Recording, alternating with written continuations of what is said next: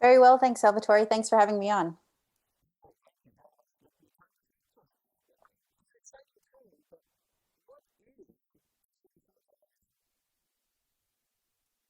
Because it's used in a lot of different ways. Digital authoritarianism is also referred to as tech-enabled authoritarianism. And what it essentially is the modes of authoritarian government that are enabled by technology. So when we talk about tech-enabled authoritarianism or digital authoritarianism, we're talking about the tools that authoritarian governments, or in fact any governments, use to help them enact authoritarian practices. So some of the things that we're most familiar with is online censorship, surveillance using mass surveillance technology. So those are kind of the two most common ones. But as we have seen kind of with the advent of digital authoritarianism, and unfortunately it's spread, led by countries like China, China has been using digital authoritarianism for using other tools. So social credit systems that are advanced and used via online databases and other technologies for surveillance and social control.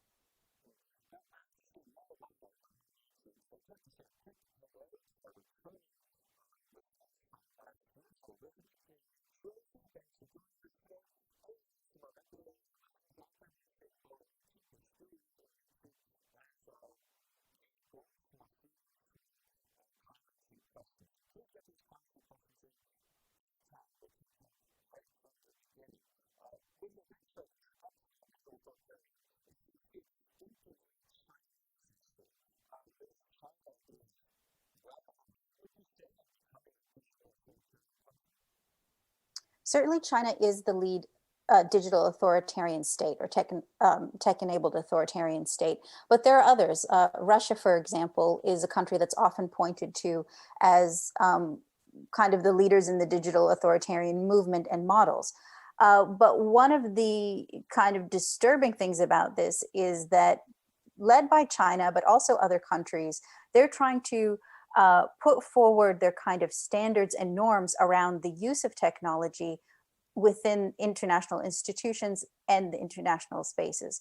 So it would be one thing if digital authoritarianism was solely enacted, say, within China. We could say, well, it's a domestic governance issue for the Chinese people, or within Russia or other countries. But what we're starting to see is a push in international arenas around internet standards, for example, technology standards, norms around the use of technology and surveillance that they're trying to put forward. So China, for example, has been doing this through it's the Belt and Road Initiative, where it's exporting some of its technologies, not only the technologies and the platforms, but how they're used and the norms for around their use. So, for example, one of the things is smart cities programs, which they're exporting to a number of countries. In fact, even here in Australia, where they're exporting their technology and technology platforms, but also giving training on its use, normalizing its use for surveillance. Sometimes, these type of technologies can be effective, efficient, but at the same time, they're kind of normalizing this pervasive mass surveillance. And at one point, we have to ask ourselves, at one point, does convenience start to diminish and the risks from mass surveillance start to increase?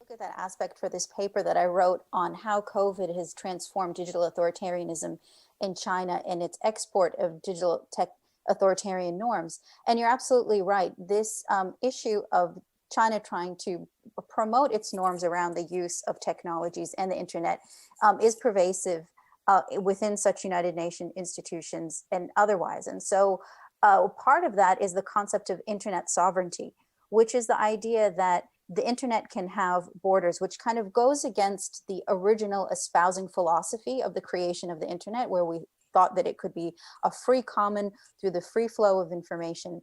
What countries like China are doing is promoting a concept of internet sovereignty, where they essentially put borders around their country's use of the internet, which means which internet and websites are blocked and unblocked, conditions around its use, norms around the surveillance and regulations around the surveillance of individual users, and ideas that states are able to and should be able to censor the access of certain information and the output of individuals on the internet.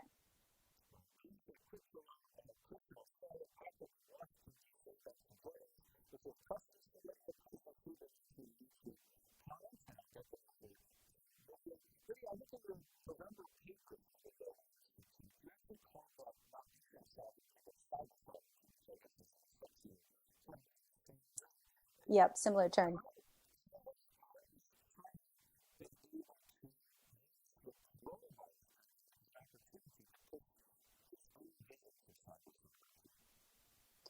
Well, it's used the pandemic almost as a proof of concept. So none of these things are actually new. You have scholars and researchers who, are far more expert in China than me, who have actually pointed out that, these type of tools and systems have been in use in China for quite some time, and they're well known. I'm not the first person to write about this.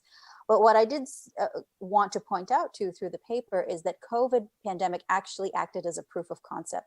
They had these things in place. They had a crisis that they were able to test and use and show that it worked. So aside from an early glitch where there was, in the early days of the COVID outbreak, where people started putting out information out there on what was going on and criticizing the CCP for its handling of this and the censorship of particular medical professionals and trying to get the word out about COVID, what the CCP was actually able to do through its regulatory bodies was suppress that information further, so online censorship, and there have been studies done on how much that has been suppressed and which websites and through which social media channels. They've also used the COVID pandemic for an interesting use of its social credit system. So some of your listeners might be familiar with China's social credit systems, where people are awarded, a points or score for a number of things in terms, not only their financial score, like a credit score, which we're most familiar with in the West, but in terms of their social action. And these social credit systems are used as a means of social control. So for example, if you donate blood, you get a positive point on your social credit score. If you, yeah, or if you, contribute to the COVID effort, you get points on your social credit score. At the same time, if you, if you're traveling, for example, when you're not supposed to be traveling, you get demerits from that social credit score. And so they've used the COVID pandemic and that social credit system to influence, I would say more than influence, would actually enact a system of control of people's behavior.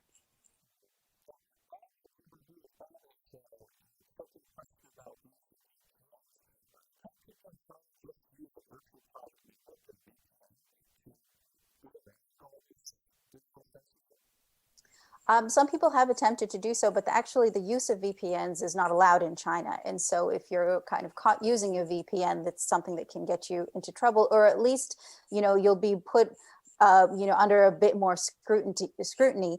And, the mechanisms and the resources that the CCP has within certain provinces, even though it's an extremely large country, one of the things that we've seen with the advent of technology is that technology has actually made it much, much easier for countries and governments like the CCP to survey you, to know what's going on. And they've coupled that through traditional, models of kind of network surveillance at the neighborhood level. So they've actually been able to couple their traditional grid model of surveillance that they have had since the early days of after the Maoist insurgency, and couple that with technology, which actually makes it much, much easier for the CCP to know what you're doing online, and put you under a bit of scrutiny if you're not behaving according to certain norms and regulations, which then makes you self-censor because you don't want to be under the scrutiny of government authorities. And so you start to inhibit your own behavior in order to avoid that, which in effect serves the same purpose, whether it's coercive or it comes innately and preventatively from the individual.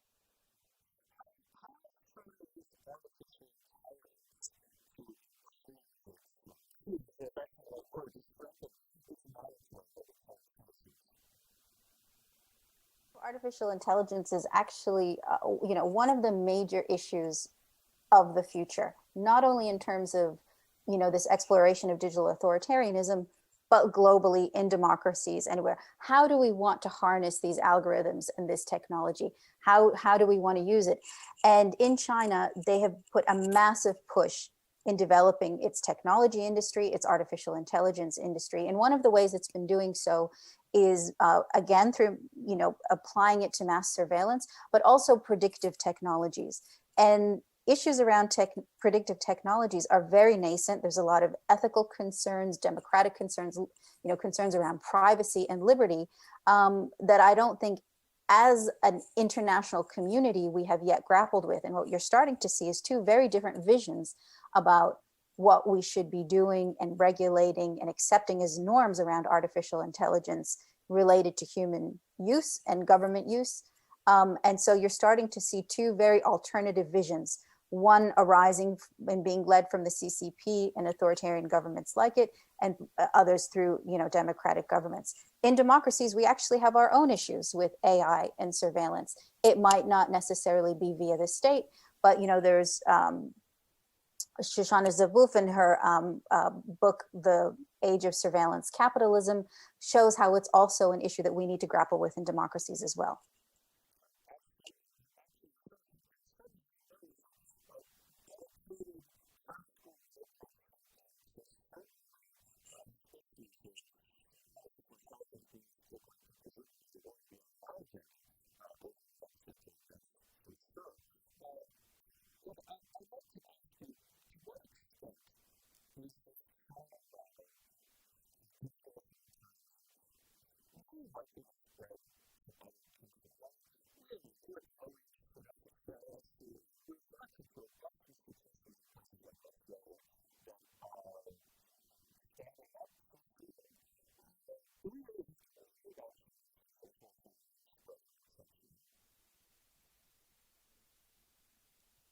To worry quite a lot on this, and not just worry, but actively consider what can be done to kind of counteract that spread, because this is an active part of the CCP's foreign policy, and they're actively exporting their technologies and their norms around the use of technology through what scholars in authoritarianism have called the use of sharp power. We're used to understanding what hard power is and soft power is. Sharp power is something in between. It's not necessarily like that military defensive power that that we understand hard power to be, but that in between of kind of using surveillance technology,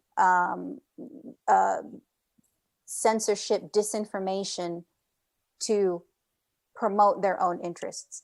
So I think this is actually a major, major foreign policy issue, ones that democracies really need to grapple with by first understanding how we want technology to be used within our own democratic liberal societies, but also making the point of actively calling it out internationally as well, and making it part of our foreign policy agenda if we don't want these technologies to be used in coercive and controlling ways.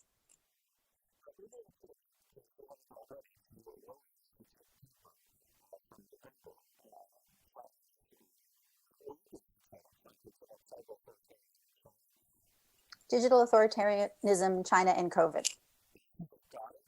Yeah.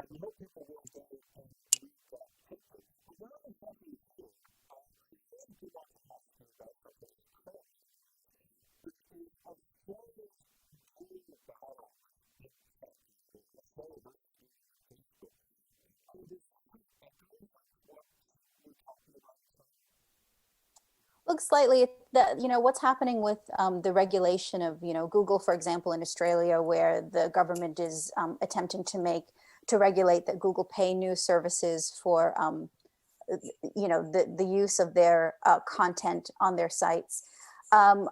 That's slightly out of my lane. I don't focus so much on those regulatory issues, but I think it does speak to a broader need to have conversations around the power of these technology companies and big tech in a democracy, how we need to regulate them more, because we've kind of gone through a decade, perhaps a decade and a half of more, of really an unregulated space where many of these big tech companies have been able to monopolize the industry. And so we need to have some further and deeper conversations about the relationship between government regulation and technology and democracy, certainly. And the ones in the news that you refer to now is just one part of that conversation.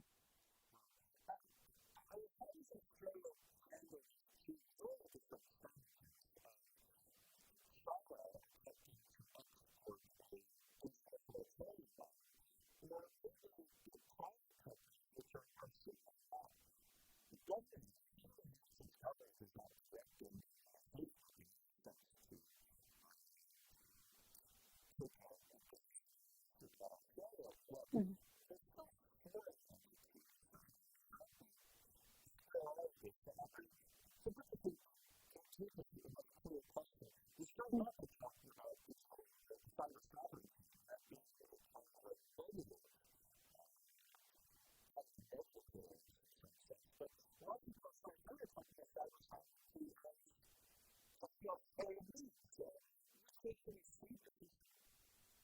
Well, I actually think they're two very different issues. When we're talking about big tech companies out of Silicon Valley, for example, and their place in Australia and how they're regulated in Australia within a liberal democratic system, for the most part, I think those issues are quite different to an authoritarian government like China using technology and for its own kind of coercive and social control purposes. You're very correct to point out that it's not like government is controlling these companies. Government doesn't have the same access to data, for example, that the Chinese government does with its indigenous technology platforms. So, the big tech companies in China, like, Ant Financial and, the big social networking platforms that have become much more than social networking platforms like WeChat, for example, things like that, the CCP essentially can have access to that data if it wants it. And it uses that data to inform its social credit systems. We don't have that same dynamic happening within liberal democratic countries, excuse me. But what we do have is different issues around technology and how they have been eroding the democratic discourse.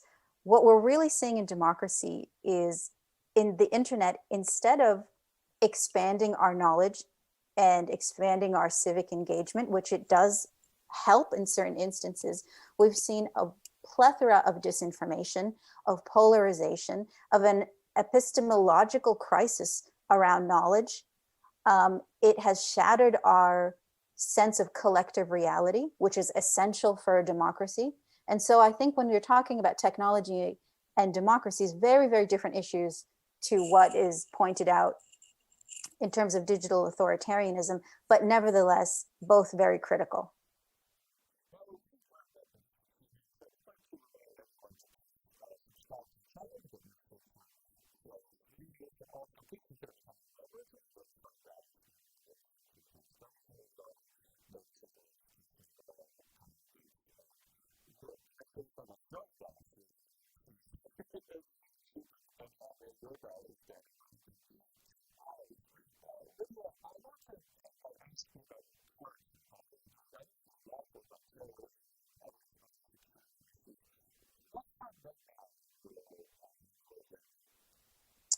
Well, I guess it relates to kind of my earlier point about how technology is impacting democracies around issue of polarization and extremism.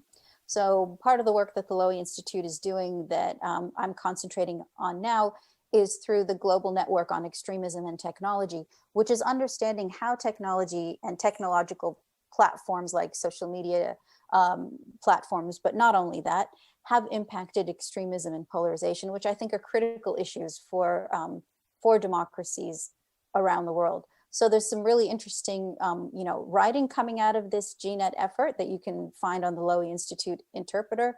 If people are interested in this issue, I'd also urge them to go to the GNet website. It's gnet-research.org. And it's to the, it's interesting because that research effort is actually part of something called the Global Internet Counterterrorism Forum, which is a tech industry initiative.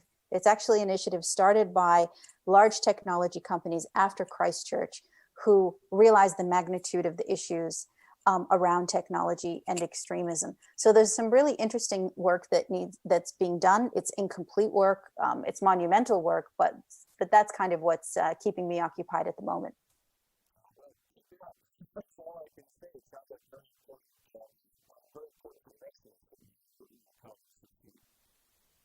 Thanks, Salvatore.